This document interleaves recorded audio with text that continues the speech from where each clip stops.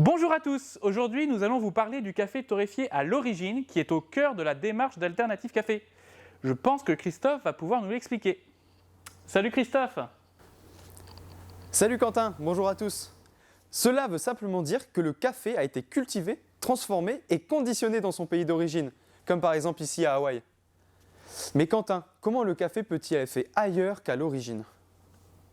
Eh bien détrompe-toi Christophe, la quasi-totalité des cafés que l'on consomme en Europe sont torréfiés. En Suisse, en Italie, en Allemagne et même dans beaucoup de pays producteurs, on trouve plus facilement des cafés torréfiés en France ou en Suisse que localement. L'origine n'est qu'une anecdote.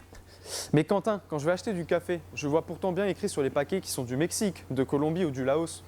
Comment tu expliques ça ? Eh bien là où la réglementation et les appellations viennent correctement protéger des produits comme le vin, le fromage ou même le jus de pomme, sur le café c'est open bar. On peut écrire café de tel pays, café de terroir, même si ces cafés ont quitté ces endroits en tant que simple matière première et ont en fait été torréfiés chez nous. Mais de toute façon Quentin, c'est quoi la torréfaction ? C'est quoi le café torréfié ? Pendant longtemps, le café s'est résumé à ce que l'on appelle aujourd'hui le café vert, que l'on torréfiait soi-même ou que notre épicier allait torréfier pour nous, comme un simple service de base. La torréfaction, c'est cette étape finale de la transformation du grain qui consiste en fait à le griller. Le grain torréfié, c'est celui qu'on va moudre pour préparer sa boisson. Et ce qui est fou, c'est de voir comment en quelques décennies, le café, désormais vert, qui était le produit central, est devenu une matière première bon marché, lointaine, mystérieuse, quand la torréfaction, ce simple service de base d'une quinzaine de minutes, est devenu l'étape centrale de toute la valeur ajoutée. Un vrai coup de génie marketing. En fait, c'est comme si on vendait nos raisins de Bourgogne pas cher et qu'à Moscou ou à Dubaï, de grands maîtres vinificateurs les transformaient en grands crus étiquetés vin de France, à des prix de folie et que tout le monde trouvait ça normal. Mais ça les gêne pas, ça, les producteurs de café ? Eh bien si justement, mais ils ont toute une industrie face à eux.